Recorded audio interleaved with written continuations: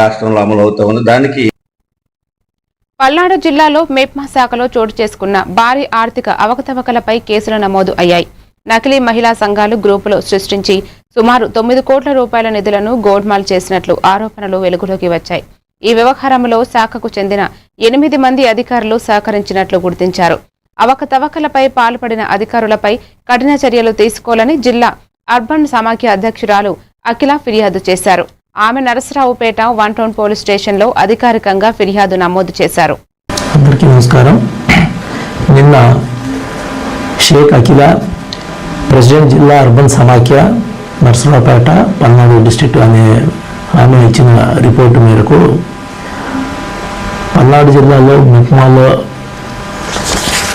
డ్వాక్రా గ్రూప్స్లో తీసుకున్నటువంటి లోన్స్లో కొన్ని అవకతవకలు జరిగినాయని, వాటికి కమ్యూనిటీ ఆర్గనైజర్స్గా ఉన్నటువంటి మెప్మాలో ఉండి పనిచేసేటువంటి ఒక 8 మంది కారణమని, ఆ విధంగా 8 మంది ఆల్రెడీ ఎగ్జిస్టింగ్ గ్రూప్లో ఉన్న మెంబర్స్ తోటి ఇంకొక గ్రూప్స్ని, ఫేక్ గ్రూప్స్ని క్రియేట్ చేసి దాదాపు 81 గ్రూప్స్ అలాంటివి క్రియేట్ చేసి 3 బ్యాంకుల్లో సుమారు 9,59,00,000 మేర డబ్బులు లోన్స్ రూపంలో అక్రమంగా తీసుకొని వాటిని బ్యాంకుకి రిటర్న్ పే చేయకుండా అవి ఫ్రాడ్ చేశారనేది వాళ్ళు ఒక రిపోర్ట్ ఇచ్చారు.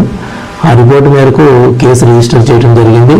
అది దర్యాప్తు జరుగుతూ ఉంది. దర్యాప్తుని సాగిన తర్వాత ఇన్వెస్టిగేషన్ కంప్లీట్ చేసి వాళ్ళు ఎవరైతే నేరస్తులు ఉంటారో వాళ్ళ మీద తమ చర్యలు చట్ట ప్రకారం తీసుకోవడం జరుగుతుంది.